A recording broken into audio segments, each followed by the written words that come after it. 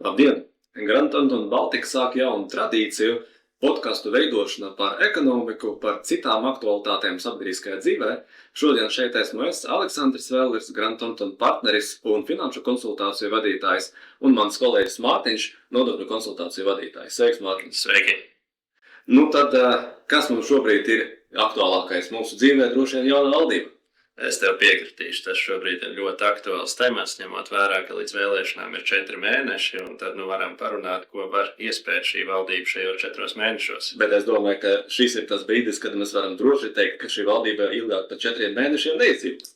Tas ir pilnīgi droši, jā. Lūk. Bet kā tu domā, kā vispār no valdības viedokļa 4 mēneši, tas ir labs termiņš, vai tas ir pārāk mazs vai pārāk garš? Es teiktu, ka 4 mēneši ir pietiekami īsts termiņš, bet šajā laikā tāpat ir iespēja kaut kādus procesus iesākt, iestrādes priekš jaunās valdības. Es varbūt arī definētu, ka tas varētu būt audits vecajai valdībai. Pagaidi. Sākumā paskatīsimies, ko pati valdība saka, kādas tad ir tās prioritātes.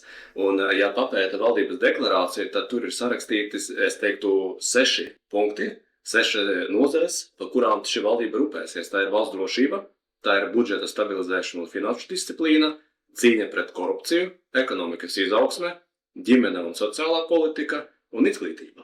Kā tu domā, vai tas nav pa daudz? Es piekritīšu. Es arī publiski dzirdēju, ka Kulbergs ir izvirzījis ministriem katram izstrādāt 3 uzdevumus galvenos, kas šajos 4 mēnešos būtu jāpaveic. Bet es domāju, ka liels šķērslis būs tas, kad daļa ministru ir pirmo reizi šajā amatā. Un 4 mēneši ir ļoti īss laiks, lai aprastu ar jaunajiem pienākumiem un sāktu kādas reālas darbības. Jā, tev taisnība. Es teiktu, ka pēc 4 mēnešiem visticamāk tas pirmais uzdevums ir, kā tu jau teici, izrevidēt. Kas ir izdarīts, kur ir problēmas, kur ir izaicinājumi un laikam sagatavot to augsni jaunai valdībai, lai jauna valdība, lai ar pilnu spāru var virzīties uz priekšu. Tieši tā, es tev piekritīšu.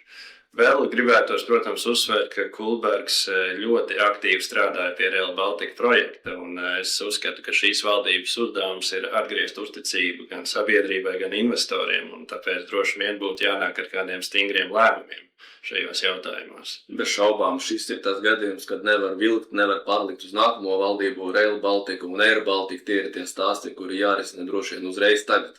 Tieši tā. Un es domāju, ka šīs varētu būt tie steidzamie uzdevumi, kas šai valdībai, diemžēl, ir jāuzņemās uzreiz un jārod risinājums uzreiz tagad. Un runājot par valdības deklarāciju kopumā, tas, ko es, teiksim tā, nejūtos komfortā ar to deklarāciju, man šķiet, tur pārāk maza uzmanība ir pievērsta tam ekonomikas uzraujienam. Jo skaties, kā gribi, ekonomika ir tas, kas baro visas pārējās nozares. Ja tev ir ekonomika, ja tev ir ekonomikas attīstība, tev ir budžeta ieņēmumi, tad tu vari guldīt sociālajā aizsardzībā, veselības aprūpē, izglītībā un valsts pārvaldē un visu. Ja tu nepievērš pietiekoši lielu uzmanību ekonomikai, tu vienkārši nevari attīstīt pārējās nozares.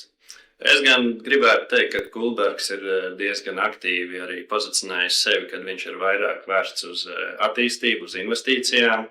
Līdz ar to varbūt šī valdība skatīsies ar citu spektru, kad varbūt nevajag tik daudz skatīties uz izdevumu samazināšanu, kas arī, protams, ir būtiski, bet tiešām rast vairāk iespējas investīcijām un ārvalstu investoru piesaistē. Kā tu domā?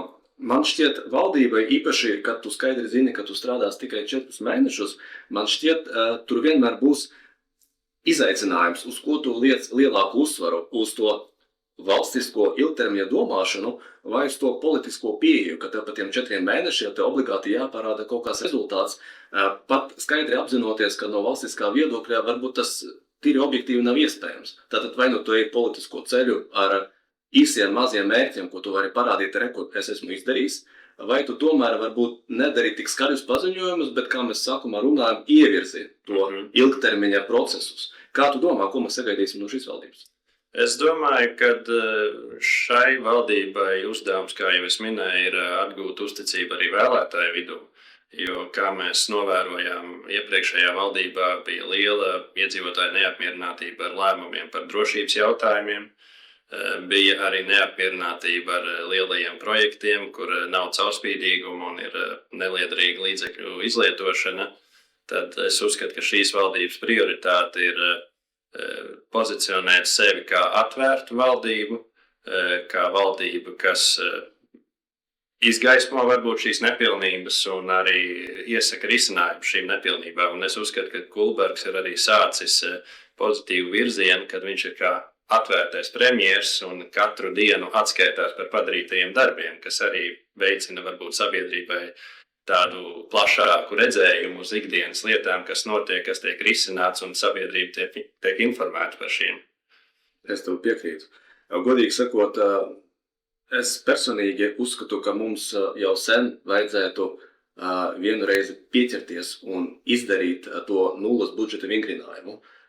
Respektīvi nevis veidot budžetu uz esošās budžeta bāzes plus kaut kādas jaunas prioritātes, bet izrevidēt to pašu bāzi un saprast, cik viņi ir pamatota vai nepamatota, cik viņi ir aktuāla vai neaktuāla. Kā tu domā, vai šis ir kaut kas, ko šī valdība varētu paspēt, vai tas ir pārāk traki priekš 4 mēnešiem? Es uzskatu, ka tas būs grūts uzdevums šajos 4 mēnešos, bet kā jau mēs minējām, varbūt kaut kādas ievirzes. Un tas šķērslis, es domāju, ka tiešām ir tas, ka ministri varbūt nebūs tik ātri spējīgi sākt darbu pie kaut kādu lielu lēmumu pieņemšanas, līdz ar to tā būs tāda mikroprocesu pārvaldība. Jā, es tev piekrītu. Tātad, ko mēs redzam? Mēs redzam steidzami risināmos uzdevumus, tas ir Rail Baltica, tas ir Air Baltica droši vien, tā ir valsts drošības jautājumi.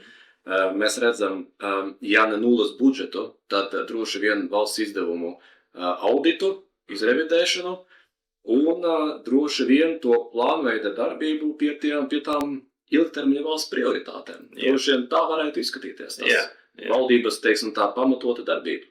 Tieši tā.